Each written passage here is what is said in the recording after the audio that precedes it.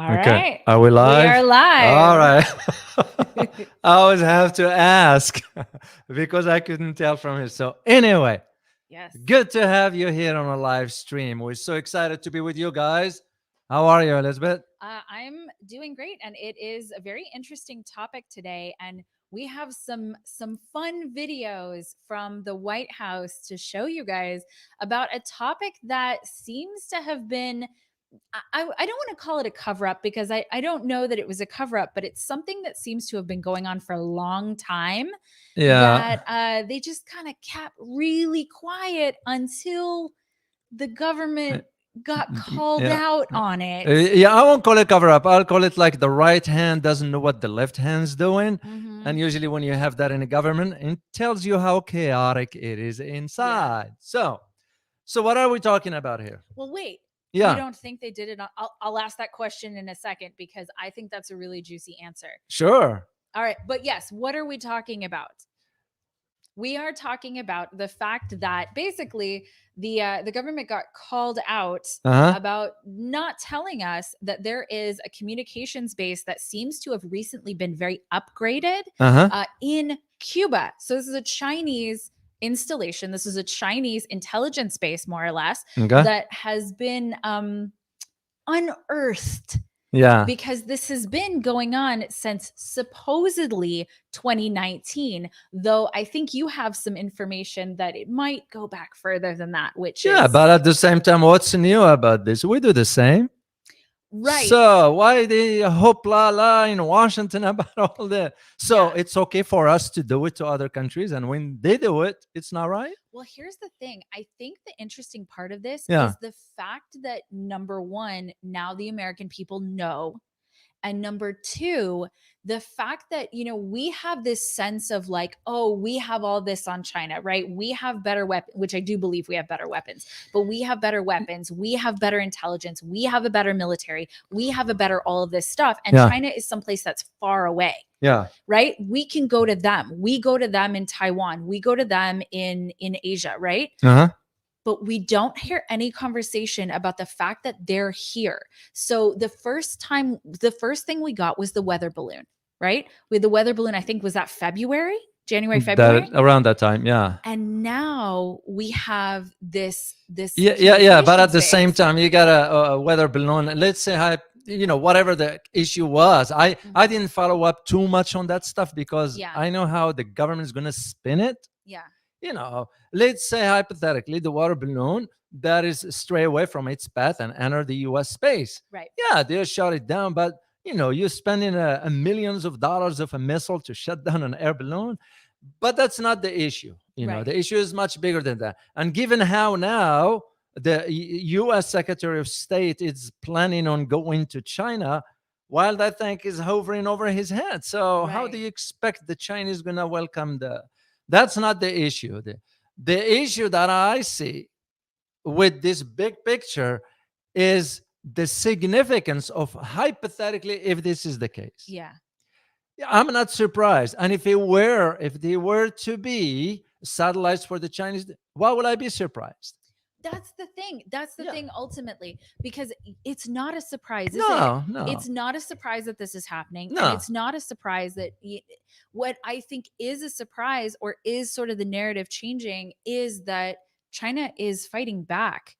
Pushing back, yes. They're pushing. Yeah, they are. I think pushing back is probably the right That's word. correct. That's correct. And that's something that isn't necessarily being talked about because, you know, we're basically having this like one-sided conversation, right? The conversation is like, oh, how bad China is, how bad China is. Well, isn't that the same with the Ukraine conflict? It's right. one-sided. It's very so one-sided. Most Americans do not know, or Western world for that matter, do not know the other side of the story. And one side is winning. You're absolutely right. Like one It's side is the winning information. and one side is losing. Regardless of what the truth is, they're talking about one side versus one side. And the side that we're on is the one that, you know, is always right, always winning. But no conflict is like that. It's because we have a misinformed population. Yeah. That is why it's easy to sell the narrative. If you look at the big picture as to how the system is set up and who is controlling it and managing it. Yeah. So you wish that Americans will wake up one day. I mean, I quite don't get it. So Yeah. so when you look at an issue like this, what do you expect? Right. Sort of. To me, I don't look at just the issue of a satellite, whatever. What I look at this is at the core of it. What is at the core of it? Is a shifting geopolitical landscape. Yeah. This is now what it confirms to me, that era, the hegemonic Western hegemonic era, is coming to an end. And when you have, as I said earlier, inside the administration, the right hand doesn't know what the left hand. Yeah. That tells you right there how chaotic that is. Right. So that's so basically what the administration, the US, that is going to justify is, well, they're going to spy. Well, wait a minute. Now you know what it feels like. Right. Can you just imagine, let's say hypothetically, as a matter of fact, I'm going to share one picture here from the 1962. This is a picture of missiles. This is the Cuban crisis missile. That was back in 1962. So now, can you imagine just Russia, China, whomever else will move, let's say, a destroyer to Cuba near, because that distance, by the way, it's only 150 miles from Florida. Right. It's very, very close. Yeah. So now we know what it feels like. Right. So how do you think Right. the Chinese, the Asian as a whole, how do you think they feel when we, move our destroyers, aircraft carriers, bombers, troops, whatever, near their borders? So it's the sort of listening device. Well, we do it as a matter of fact, we spy on the whole rest of the world. Let's just say it's straightforward. And that's also the thing, right? Like, we are spying on everybody else. Yes. This isn't, Yeah. Spying is part of the game. That is part of how the international relations formed. Yes, you get the diplomatic aspect, but also you have the intelligence. This is why the intelligence communities are a tool of the U.S. foreign policy. That begs the question, but takes us back to our conversation last time about CIA director going to China. Yes. That's what I said back then. It's a part of the U.S. foreign policy tool. So where it will be now is what the administration is going to make out of all this. It's a big thing and all this, which in reality it's. Well, do you want to listen to John Kirby? So this is actually one of the most interesting parts to me is, when Washington basically gets caught in a lie. Yeah. Okay. So that's what we have here. Because originally John Kirby said, oh no, it's not a big deal. So I want to show this because I think us saying it is very different than watching it happen yourself. Yeah. So because watching it happen yourself, it's important to always question. And here's why it's important to always question, because, we have people who come to us and say, oh, well, no, this is what they said is happening. It's happening. Yeah. Come on. You're right. So this is from MSNBC. So this is an interview that John Kirby did. Let's listen in. China and Cuba have now reached a secret agreement, we are told, for China to establish an electronic facility on the island, which would allow Chinese intelligence services to scoop up electronic communications throughout the southeastern U.S. What is your reaction to this?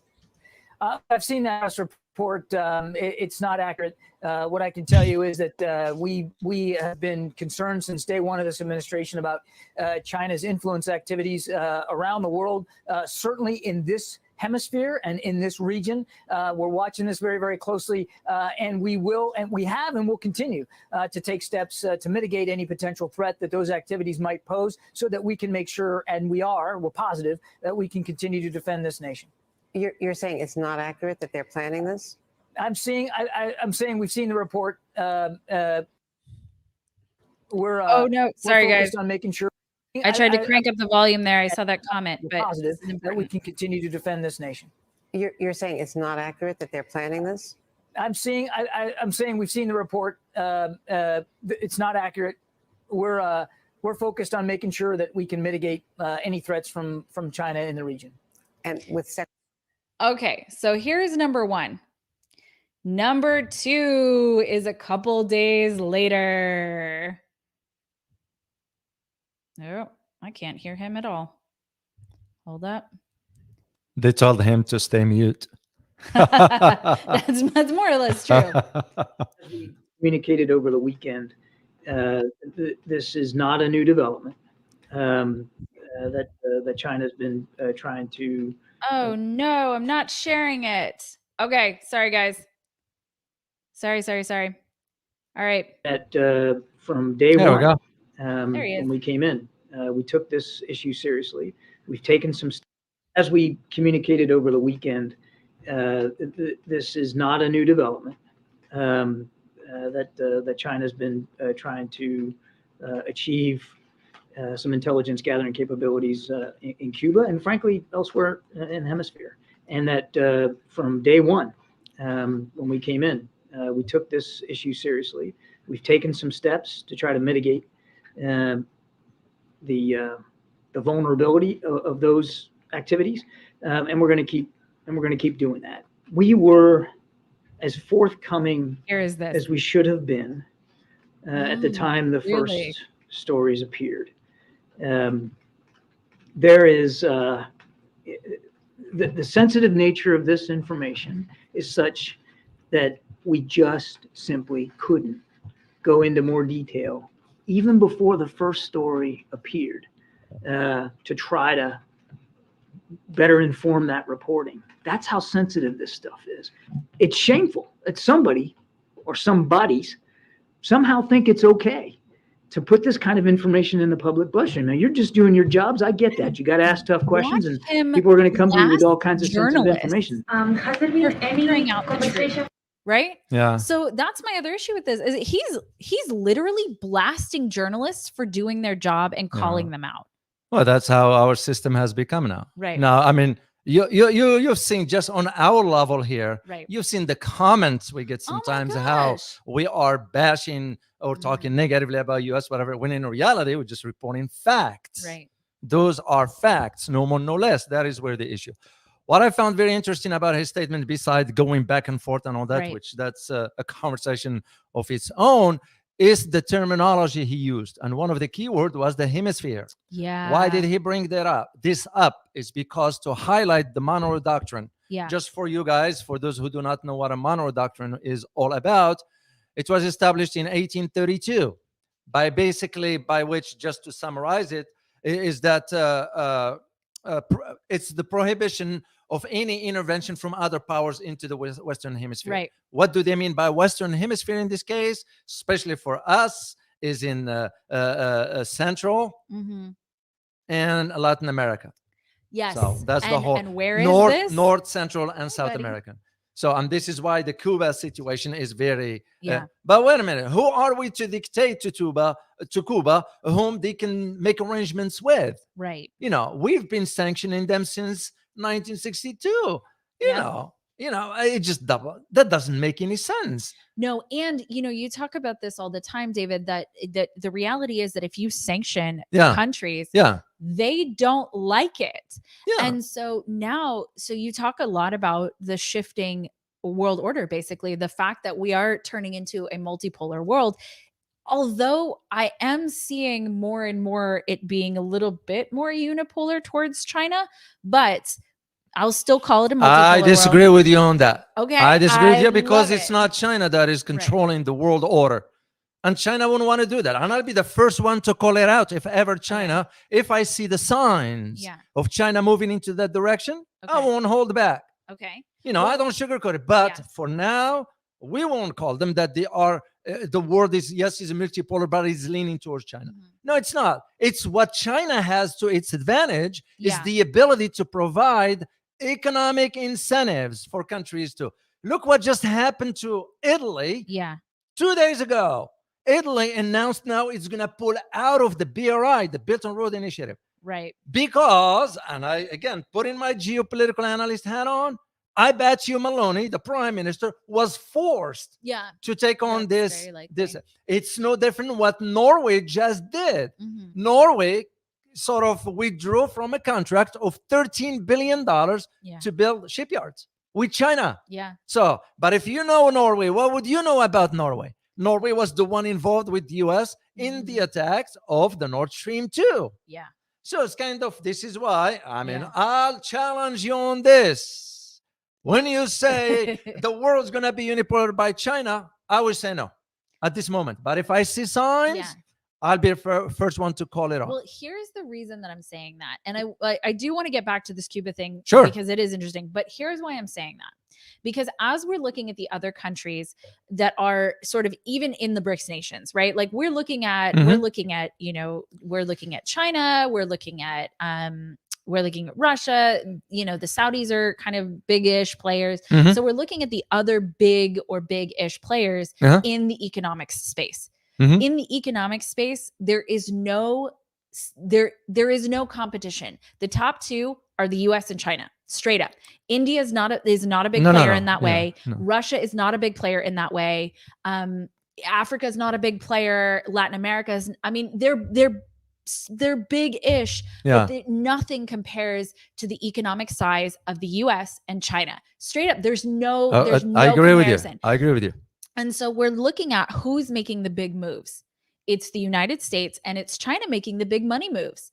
The other countries just don't have the same size economy. There's not a comparable economy there. And so that's why I'm saying when I'm looking at, because it does seem like China is cooperating with other countries for the most part, right? However, when you're looking at who has the monetary power to do that, nobody else is putting bases, as far as I know. I don't have that information. If somebody else is putting spy bases on Cuba, I don't know. But what they're doing is they're actually infusing, or so saith the report, right? The report says that they're actually infusing billions of dollars that Cuba pretty desperately needs into their economy in order to do this. So basically they're buying it, which is what everybody does, right? And so that's what I'm saying when I'm looking at, is it shifting to another unipolar situation? And I agree with you that it's not, it's clearly not just China, right? China has friends and stuff that it's doing, but in terms of economy sizes, you have the US, Europe, and China. And really it's the US and China that are the behemoths in terms of economy. But if we are to call it unipolar in that sense, then it will make more sense for China to push for its currency, the yuan, to become the global reserve currency, which it does not want at this point.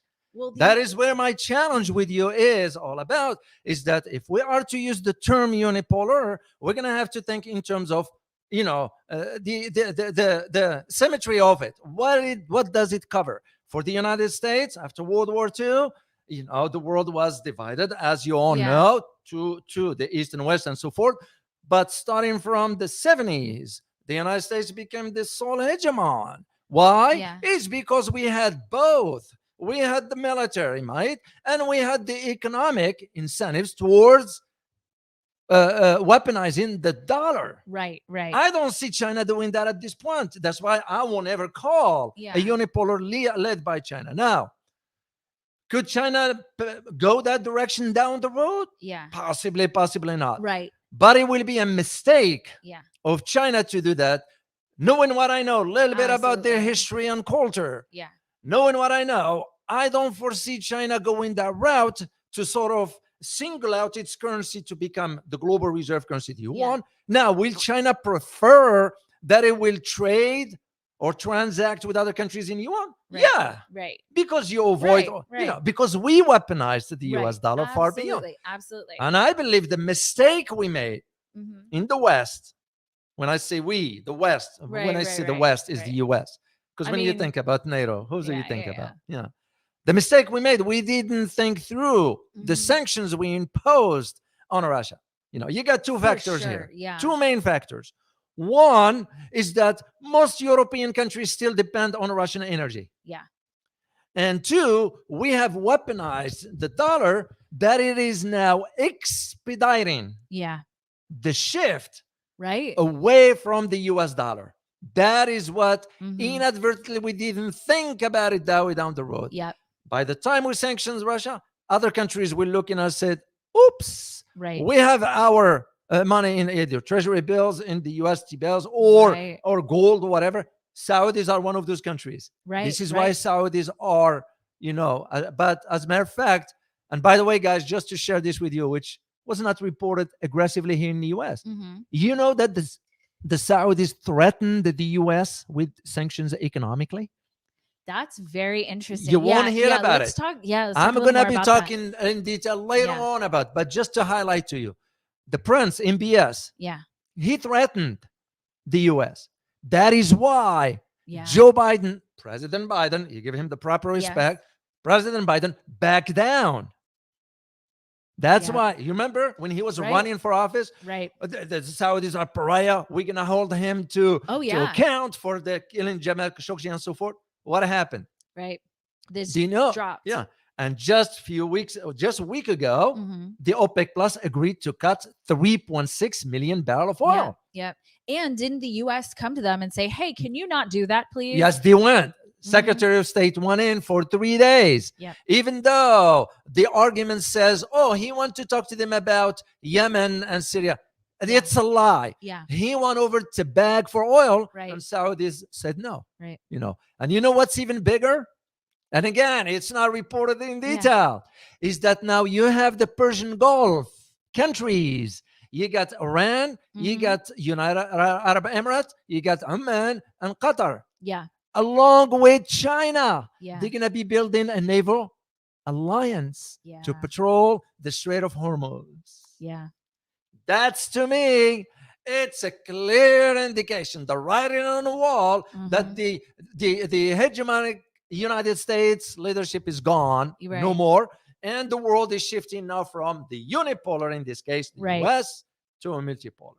That's, to me, what I see the whole. So when we call it unipolar, you're going to have to think about it in terms. That's why I am not convinced yet that China, that's what he wants to do. Right. It's because, especially when it comes down to currency. Yeah. The reason why they don't want the yuan to become the global reserve currency, because the headache that comes with it. Well, they also aren't, the yuan, as far as I understand it, is not backed by gold.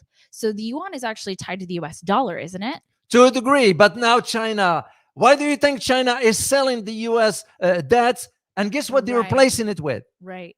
Gold. Right away. Right away. And so that's what I'm saying is when we're looking at the currency that the BRICS are trying to put together, right? Or have already put together. I don't know how viable it's going to be or not. I don't know that. Yeah. But that is backed by gold. It's backed by minerals. It's backed by land. That's correct. So it's backed by tangible assets. You're right. Right now, the yuan is not, as far as I understand it. Now, if that's somebody why has different information, no. You're correct. But it's not backed by gold. And so for it to become a reserve currency it isn't backed by gold. Yeah. And my understanding is that when the US did become reserve currency, we were backed by gold. It was taken off gold. That's correct. The gold standard. Yeah. And this is why I believe China wouldn't want to go that route yet. Maybe not yet. Maybe they do. Yes. I just don't see it. Well, the thing about a BRICS controlled reserve currency is that all the economies that are involved, and BRICS might expand. You were talking about this. Will expand. Will expand. Yes. Right. Out of all of those countries, which one has the biggest economy, right? Which one is going to be the one that adopts that to the largest amount of money, basically? That's going to be China. Be China, yeah. But, right? But if you add United Arab Emirates, if you add Saudi Arabia, if you add Iran, if you add Turkey, if you add Indonesia, for example, Russia, Brazil is already there. Yeah. If you got Argentina and so forth, the biggest one with the oil and the energy, right? Could it be a way that the currency will be backed by, let's say, oil for that? Right. Yeah. So there are potentials out there. Yeah. For now, I am not convinced Yeah. that it's China. And if I see sign, I will call it out. Yeah. But for now, I don't see that. Well, and the only reason I'm saying that is because there really isn't another comparable economy. And I do know that the United States, it's the size of the US economy that's actually made it the hegemon. Right? It's how much money you have that actually gives you the power in this sense. It's how much money and how much natural resources do you have, like oil or, valuable minerals, whatever it is, right? So it's your natural resources and it's the size of your economy that makes you either a big player or a small player. Yeah. And, when you look at the economy of Argentina, for example, to the economy of China, that's not comparable. But even the next big dog, right? Saudi Arabia versus China or Russia versus China, it's just not a comparable economy. And so that's why I'm saying that, is because it's typically who has the most money. And China that does. wins. Nobody's And- denying that. Right. You know. And so even if you're looking at a situation where there's a lot of players involved, it really typically is who has the most money. Like look at the United States and its relationship with basically Europe, right? Yeah. With Europe, with Great Britain, with Australia, with New Zealand, who is the one that's in charge of all that, right? They all say, in Japan too, Japan's in this too. You mean who decides? Who decides? Yeah. So they all say, oh no, we're in it together. No, right? no, we're no. in it together. No. But the largest economy is the one who's dictating the rules. Is the US. So that's my concern. I don't know if this is going to happen. I'm putting it out there as thinking this through. Yeah. Looking at the situation where, China is pulling together all of these other countries to be in partnership with, including Cuba. Now it seems, if they want to give them money, why not? I mean, it's billions of dollars, which because of U.S. sanctions, Cuba's in bad shape. Yeah. And so they really need it. Yeah. And so it's a strategic decision. Absolutely. If Cuba accepts the billions from China, of course, they're going to have something in return. It's not going to, China's not going to do it for free. Right. There is no such thing. But in the case, when you look at, for example, Argentina, why Argentina ends up where it ends up is because the IMF loans. Oh, absolutely. That was by design. Yeah. So the idea becomes of, this is where you see that change between, okay, if China's approaching it here from a business perspective, right, versus us, we giving the loans through the IMF or the World Bank, we're sinking countries because we don't want them to develop. Yeah. You call spade a spade. Right. That's to me the reality. I'm just not convinced yet whether China's going to go that route, and I don't see that one. I don't. For now. I don't either, but I want to put it out there. Yeah. Of course. I think it's worth paying attention to. Of course. And watching as it progresses, because right now we just don't have enough information. But what I think is very interesting is what we are now, what the White House is now acknowledging in terms of Cuba, and the fact that this base has been there since at least way back. 2019. Yeah. And actually, this is the first we're hearing about it. Yeah, you're right. Oh, somebody put a sticker there. Oh, okay. Super sticker. Got it. I'm coming. Thank you, Darren, for your super sticker. We very much appreciate it. Let me share one image here with you guys. Usually, and thank you. Great discussion. Keep the truth alive. Man, we're doing our best. We're doing guys. our best. We're doing our best. And thank you for your support, because without you guys, we wouldn't be able to do this. For sure. I mean, this show is really for you guys. Yeah. Let me share a picture here. That's me back in the day.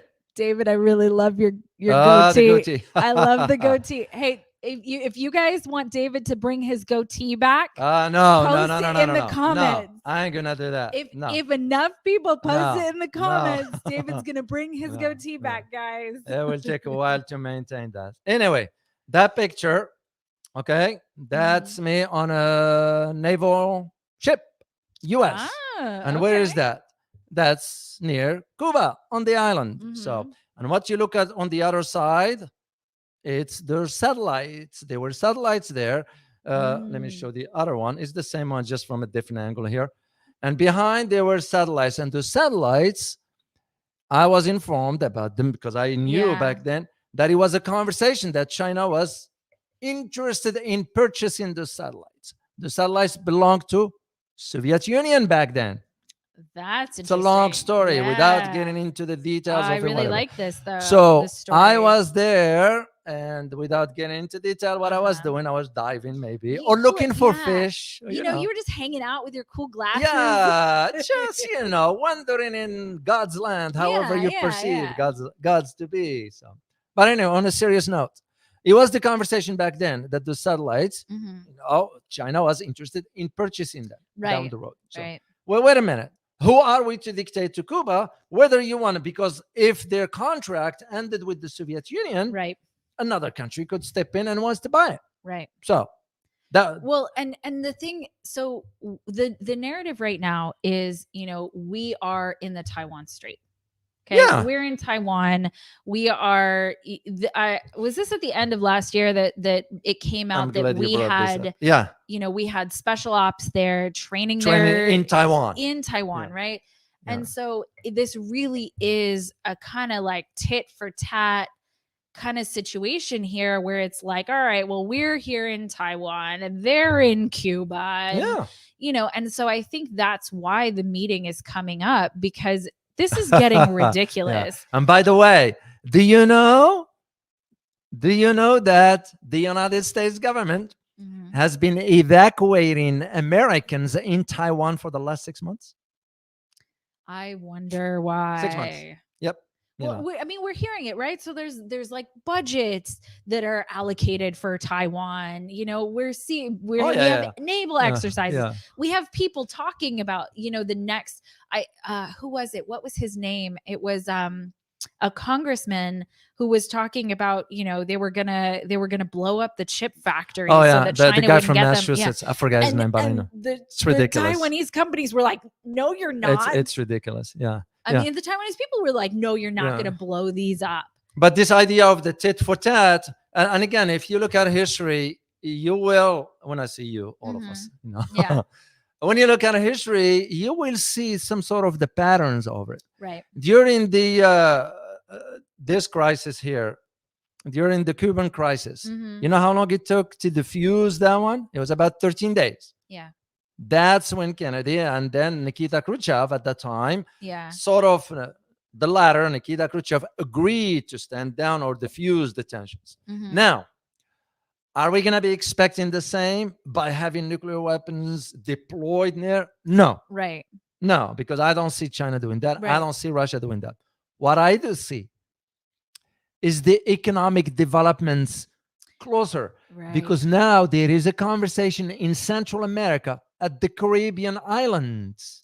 Right. They wants to move into that direction of development. Right. And guess who they're going to do this with? As a matter of fact, the Honduras president, the new, the female president was just elected. She's in China right now.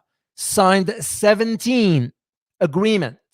17. That's a lot. Yeah. Well, That's because you're looking at infrastructure, you're looking at finance, you're looking at communication, technology, health, you name it. Right. So you start to see the patterns go in that direction. That will be much worse for the United States than having a missile, a nuclear missile deployed near in Cuba or close by. Well, remember, like I talk about this a lot, and sometimes you agree with parts of it, sometimes you don't. Oh, when I disagree, I'll tell you I disagree. But when I agree, I'll support you. Well, you know what? That's part of the deal of this show is we want ideas that are different than the norm, right? Yeah. And to be able to talk them through. No. And that counts for you guys too. Send us your opinions on what's happening, because we love that. We love that communication with you guys. Actually, we also have I just see that. a sticker. Okay, Hong Luong. Oh, Hong Wang, how are you? Always on the show. So it's not just about money, it's also about resources. I definitely agree with that. The country that started BRICS, joining BRICS, are loaded with resources. China refines and needs it. I definitely agree with that, but I'd also say that that's still the case for the United States, right?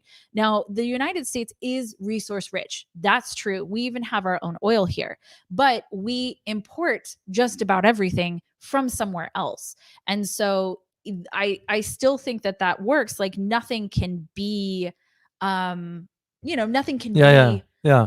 No country can do it on their own, which I think is a very important thing. Yeah. But the case of oil, there is a reason for why we're importing oil. And the reason we're importing it because the lobbyists want it that way. Let alone our oil is dirty. It's not a clean sort of, this is where refinement comes in. That's why they call it, you hear the term, and I've said this before, sweet and dirty. Right. Sweet oil and dirty oil. You get OPEC countries. OPEC countries have a sweet oil, which means it's easy to refine. Doesn't take a lot. Yeah. For us, if we are to refine our oil, it's going to take a lot of cost. Right. So the policymakers, pressured by the lobbyists, of course, made the decision that, it will be cheaper for us to import it than to purchase it. I mean, if we are to talk logically here, for the amount of waste that the government is doing. I just find out 2 days ago that now the Biden administration agreed to send $2 billion to Ukraine. What the heck?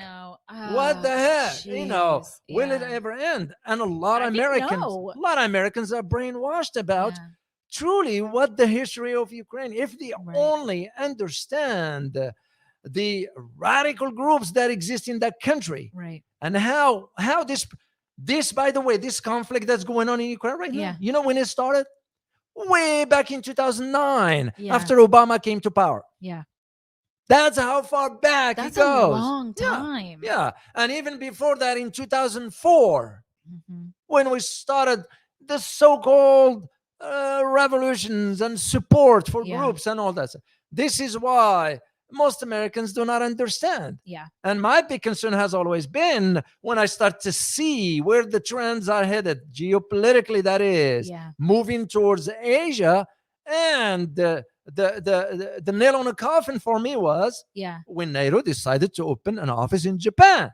Yeah. I was like, what? Why? That's a why. That's Yeah. a big why. And right is that there, as a matter of fact, I did find something that Mhm. despite Washington establishment of tripartite, they are tripartite. Yeah. One of them has to do with it's called the ECOWAS alliance. I don't know, a lot of people will not know. Those Yeah, are yeah, jargons in the probably not, military yeah. and all that. And this alliance, ECOWAS, was with Britain and Australia. Mhm. Then you got the Quad, the strategic quadripartite grouping with Japan, India, Australia, and the US. Yeah. You know, makes me wonder what India's doing in Quad. It's like, Yeah, India seems to be playing. We both did an sides. episode about that. Yeah. India seems to be doing both sides. then you got another strong alliance between the US and Japan and South Korea. Yeah. And here's the kicker. You know what the kicker is? Is now the right, as the key term, the right to use military bases in the Philippines. Right. You know, that's to me why all of a sudden we're hearing about this, the satellites in Cuba and all. How do you think China feels when it says all this going about the accusations that now working all those bases surrounding, Right. you know, Right. like I always say, you call a spade a spade. Here's the thing. I actually think that this is just my opinion. All right. Well, your opinion matters. Thank you, David. But I'll I disagree appreciate with that. you if it is wrong. I I'm don't teasing. think I don't think you're going to disagree with me on this. Yeah, sure. But what I really think the issue with this is that the American people now know about it. Because the government's known about this base in Cuba. The government's known about it for a long time, for a right? while. Whether it's 2019 or 2004. or 2004, Yeah, right? Yeah. The US government's known Yeah, about yeah. it for a long Yeah. time. Why have they not told the United States, the US population, the people that this is actually happening? Because they're not the only ones. This isn't the only base that No. China has that's spying on us. Because we're very clear, we're spying on them. Well, we Okay, do. it's not a secret. On everybody. We're spying on everybody. We know we're spying on everybody. You know, we're even spying on our allies, right? So that comes out every so Do often. you want me to tell you something? I'd love it. You Tell want to me. hear much? Yeah. We were listening. When I say we, it is the Yeah. US government. Listen to the cell phone of Angela Merkel. Angela Merkel. Cell phone. Yeah. That's a personal. So Vladimir Zelensky. That just came out in the leaked documents. Whether they're actually leaked or not, I don't know. But it came out that we were spying on Zelensky. Yeah. There is one thing that I want you guys to understand: how the US government works. With this kind of leaks. Yeah. This sometimes is done. It's done intentional. Right. That's why I'm so saying. don't be leaks, surprised and all that. Because here's the thing: why the American people do not know about all this? Well, of course, first of all, they are being distracted. Hugely distracted. You got that big idiot box, right? And everybody's staring at it for hours and hours and hours. Right. That's the government way of keep them busy, keep them showing them the bachelorette, that idiot shows, whatever that is. Even our elections, quite frankly, right now. That's this it. Is who you're gonna vote for? Yeah. There's no qualified candidate. It's kind of pathetic. You got 350 million people, don't count kids and all that. Yeah. Let's say just 10 million people, adult, mature, whatever. No, you tell me in 10 million you couldn't find somebody with a sort of logical thinking, logical argument, and someone who can pursue peace. Come on. But the government understands it. And this is where that idea of understanding how the system works. Yes. Who manages the system and who controls it? You got the system here, then you got the population that needs to be controlled. So, and they go about the ways of Maybe one day we'll do a show about this and we'll disclose a few things. Now, well, so hold on. This is a really great segue. We have a course that David primarily is teaching. It is being taught live, and it is about how the US government works, or quite frankly, doesn't work. So out of all of our travel, and this is not just, we got this question, this is not just for people in the United States, because the United States affects everywhere and everyone right now. And our biggest thing that we found traveling around the world is that the understanding of how the US government works is flat out wrong in almost every country. So we wanted to set that record straight so that you guys can actually figure out what on earth is going on here. So it's coming in July.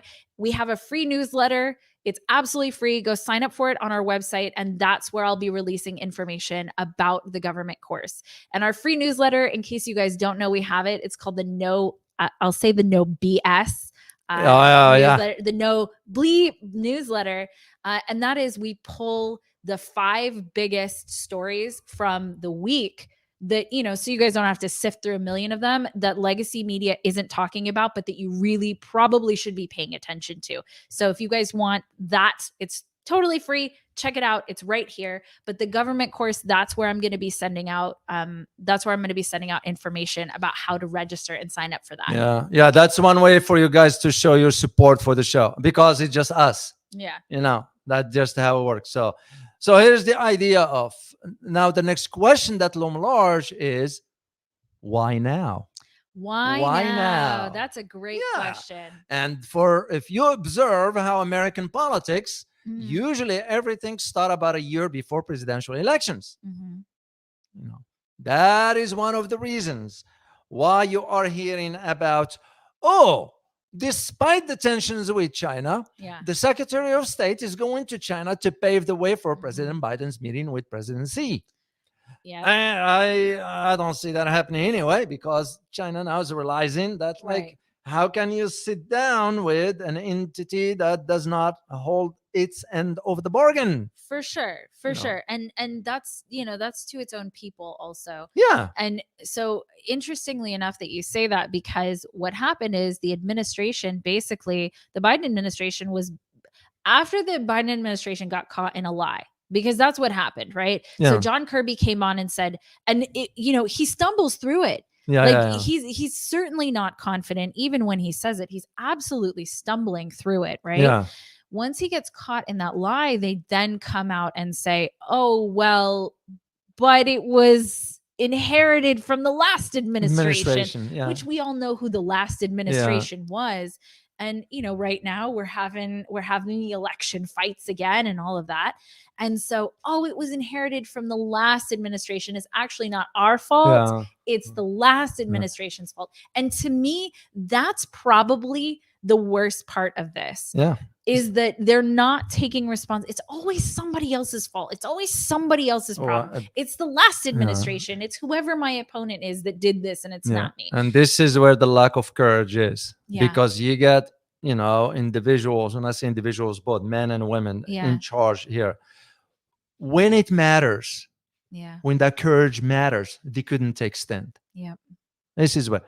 Why am I saying this? Just to piggyback on your points here. Because it's the same argument you just made. It's going on right now. It's just FYI for you guys to know. It's going on right now in Germany. Why am I saying this? It's because the economic data just came out, and it shows that the German economy contracted by about 0.3%. And only the quarter before that contracted by 0.5%. That's an indication. And what the administration is saying right now, is the previous administration. It's their fault. They don't want to take responsibility for the failed policies they embarked on, because the Chancellor Olaf Scholz, we all know he's weak politically, and he is doing what he's being told. No different than the Canadian Prime Minister Trudeau, no different than the Australian Prime Minister, no different than South Korea, no different than Japan. Philippines too. There is now a conversation about Marcos Jr. Bonbon. They are saying, I don't see him different than the others. He's in the same boat. Except that if you understand that in Philippines, is the military that controls the politics behind the scenes. Yeah. It's no different than Pakistan. So Yeah. the reason why am I saying this is that shift you mentioned. Mm-hmm. It's easy for us to shift the blame to others rather than step in. Right. When I make a mistake, and I speak for myself here, when I make a mistake, I say, hey, I made a mistake. Right. My apologies. I fix it and move on. Right. But I don't shift the blame to others because, the person with the courage will take responsibility for that and say, we all make mistakes. Right. But you can't be playing games because the lives of people depends on those decisions. This is what bugs the mind. Well, I actually also sort of blame the American people for this because we don't elect politicians who tell the truth. We don't elect politicians who say things we don't want to hear. Yeah. That's straight up. And I don't think that's just a US problem. I think that's across the board. Most people in most countries don't elect politicians who tell the truth. We elect the politicians who say the things that we want to hear. Yeah. And that's how we end up with this. It's like Italy right now. Right. They are regretting even voting for Giorgia Meloni because they are realizing she's going to shoot the Italian economy. She said the right words, though. That's That's true. the thing. She said, oh, thank you. Yeah, I want to say thanks to Wayne K. Thank you so much for your super sticker. Truly appreciate it.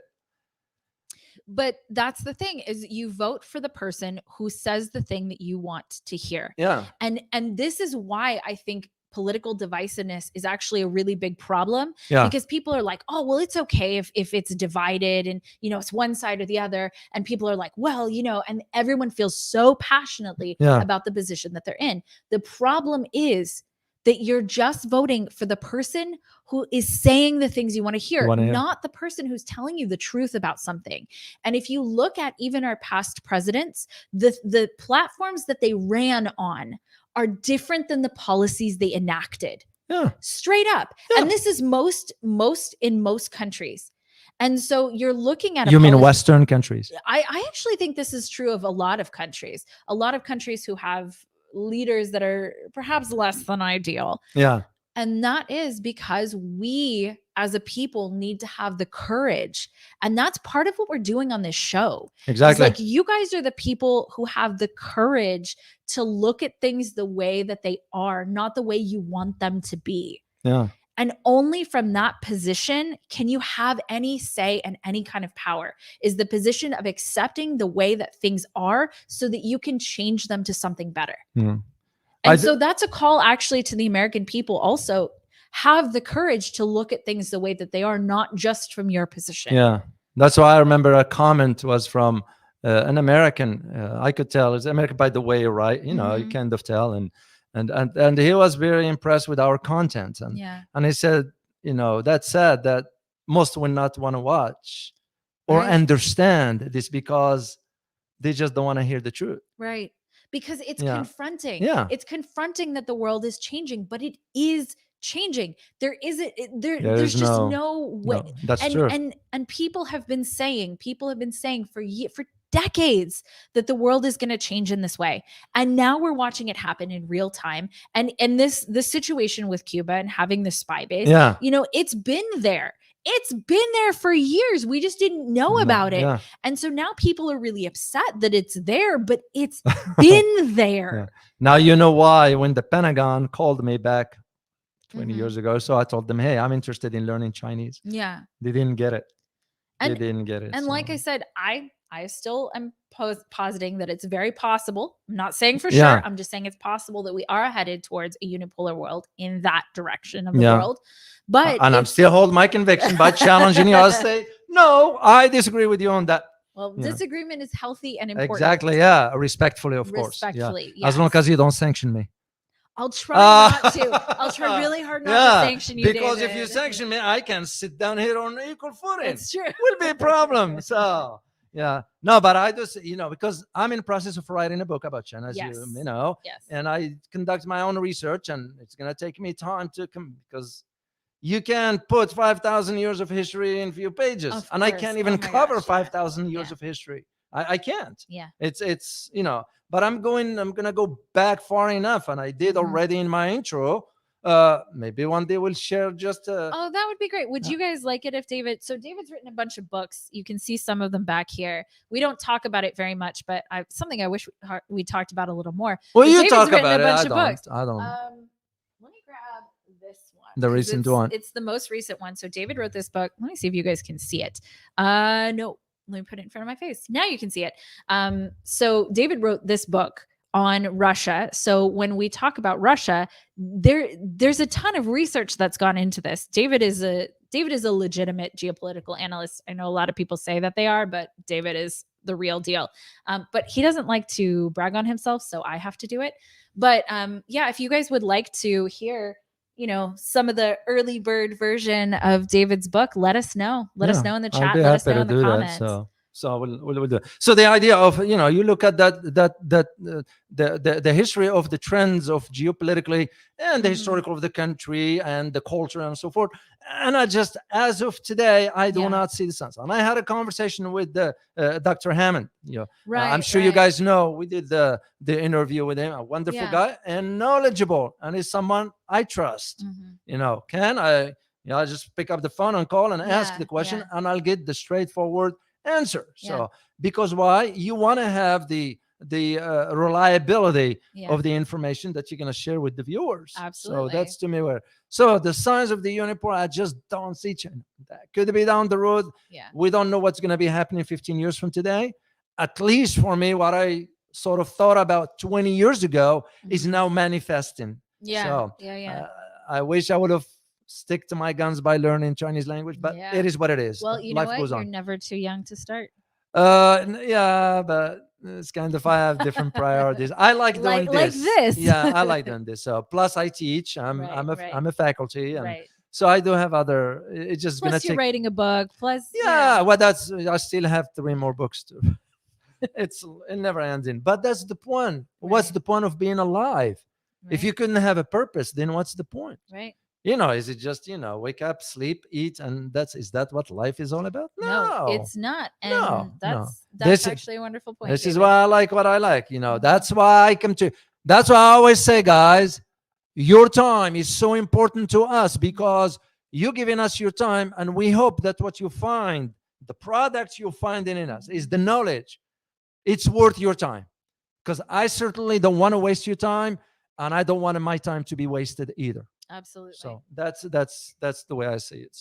So the idea, just to go back to our topic briefly here before we wrap it up here, is the idea of this spying and all this stuff. When at the same time we got our own government spying on citizens, which is a violation of the 4th Amendment, by the way. As it says in the Constitution, the government shall not infringe upon citizens' rights and privacy. And if we are to look at the history of what took place after 9/11, with all you mentioned just one, the prison program, PRISM. So you can look it up and all that. It just the thing is that they never went away, right? Those were supposed to be temporary measures. No. It was up there. When it was a temporary measure. I was still in Washington at that time, and the Intelligence Subcommittee did approve the extension of the program. And usually that was you scope all the calls from around the world into one pile. So it's kind of okay. I mean, I understand governments, those spying is part of the intelligence apparatus, is part of the structure of any government. China has it. Chinese are very good at that. The Russians are very good at that. What, spying on their own people? No. It's about the intelligence communities. Okay. Their own. I'm a little familiar with both countries. So without going into details. They are very good at what they do. I mean, I absolutely we are too at some point. It just, why am I mentioning this? I'm highlighting this to highlight to you the importance, because that intelligence apparatus becomes a part of the foreign policy structure. This is why, except for us, the mistake we made, when I say we made a mistake, we didn't make it yesterday or the day before. That was for the last 40 years or so. It's just we tilted far away from foreign policy as a strategy to a militarized foreign policy that is supported by the intelligence operations. That's where, and when you militarize foreign policy, you see in the outcome like in Ukraine. Yeah. And this is where my fear about what's going on in the Taiwan Strait. That's mine That's too. I mean, what would the world be like if we weren't in a conflict? Exactly. You know, could that, you know, could we just make that happen, please? Yeah. To just not, and I know that it's complicated, right? It is. But at the same time, if you don't work towards something, you never get there. That's true. And so, you know, for us, it seemed one of the things that bothers me the most actually about the Ukraine conflict is the United States stance that that they're not looking for peace. Like they don't want it. Yeah, they don't want it. Yeah. And that's, to me, that's what's not okay. It's because there's legitimately people suffering, right? Yeah, the Ukrainian that's people true. are actually suffering, and they're displaced. They lost their home. They have to live in fear all the time. I mean, those are the people who are paying the price. And so isn't peace the right thing to seek? Yeah, unfortunately, it won't work because you look at countries like Indonesia. Yeah. Indonesia, believe it or not, just proposed peace plan for the Ukraine conflict. Yeah. China proposed Yeah. peace plan. Right. I mean, people across the globe. Yeah. Brazil. I remember. Yes, you're right. Brazil. Yeah, the Brazilian president the got Silva. sort of Lula da Silva, got stood up by Zelensky. Yeah. Because he basically was like, I would like to talk about how to bring peace to this situation. Right. So countries around the world are talking about peace, and that's what the U.S. government should also be talking about, is how to find peace. But that shows you how the system is set up. Yeah. There is a reason for all that. Yeah. As I said earlier, maybe one day we'll do that. All right, let's see if there's any question.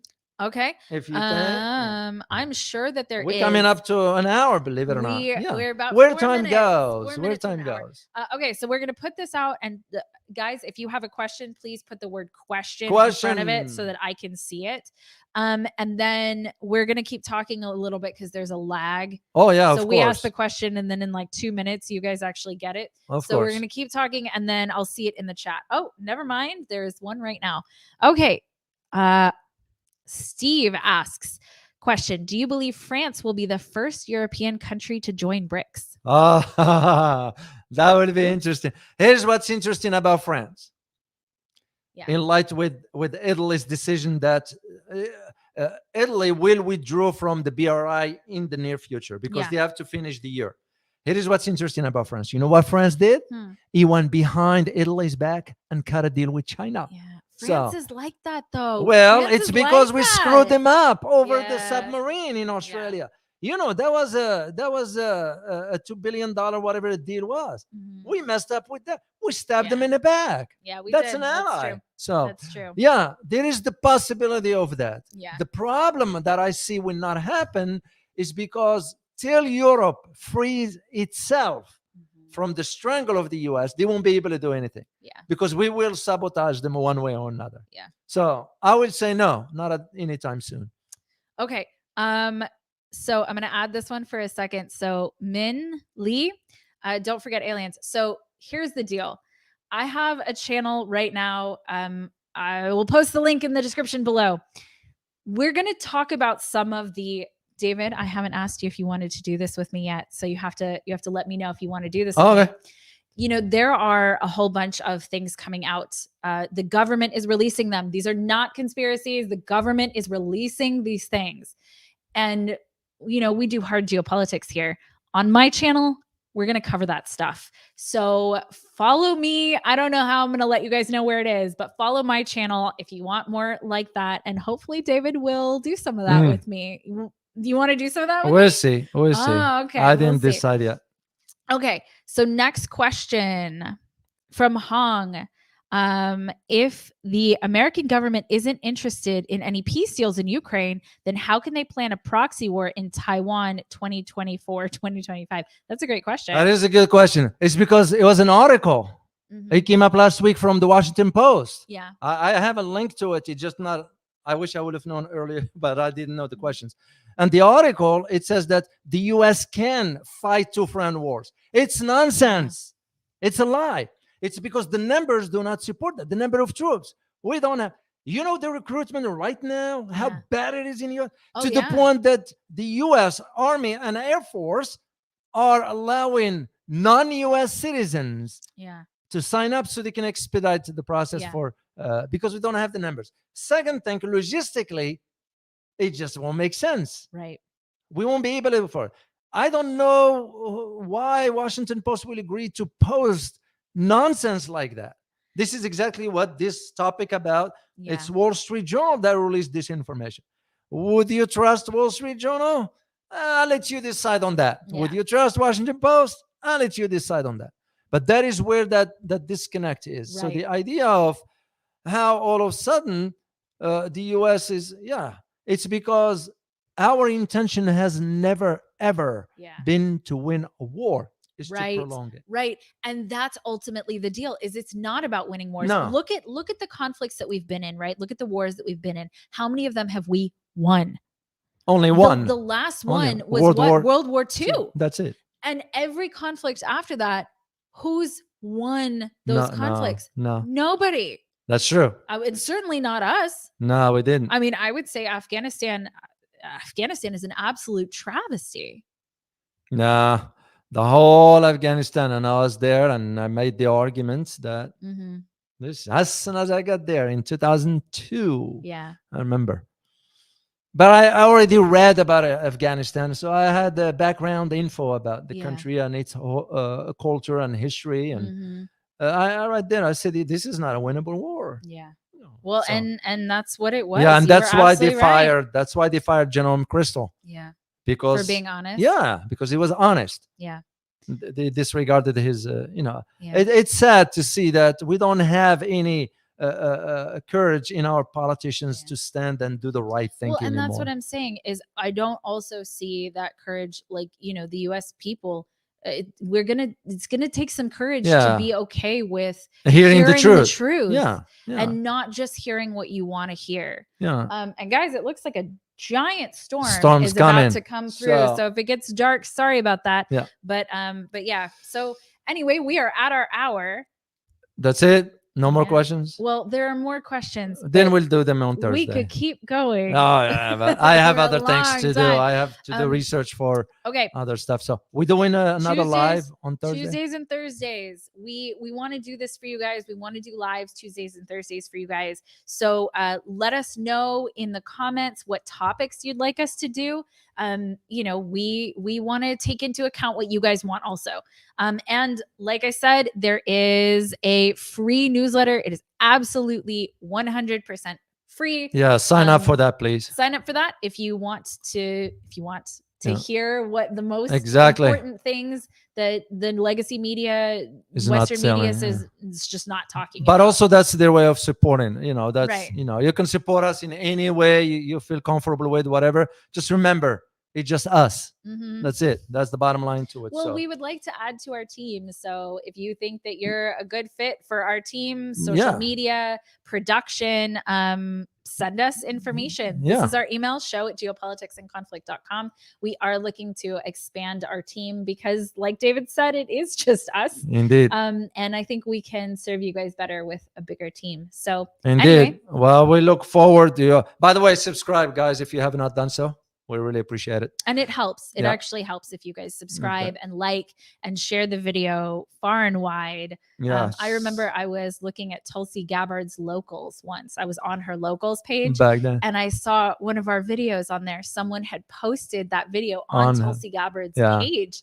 And I remember feeling so grateful. She's a decent person. She's really a decent person. If she ran for president, I would vote for her. I'll support her. But she's too big of a truth. You're right. Truth sayer. Well, you guys, we hope you find this very informative, and we look forward to seeing you on Thursday. So make sure to carve out time so you can listen to what we have to share with you. And who knows, maybe we do aliens on Thursday. We're not gonna do aliens on Thursday, but we got other topic to do because we need to do our updates for the trip we just took. That's true too. So because we have to put the pictures. Someone was in Ukraine, guys. Oh, I wonder who. I wonder who that was. Yeah, I wonder. Who that was. Yeah. Anyway, guys. Well, as we always say, prepare yourself for a changing world order. Till next time, guys. Bye-bye.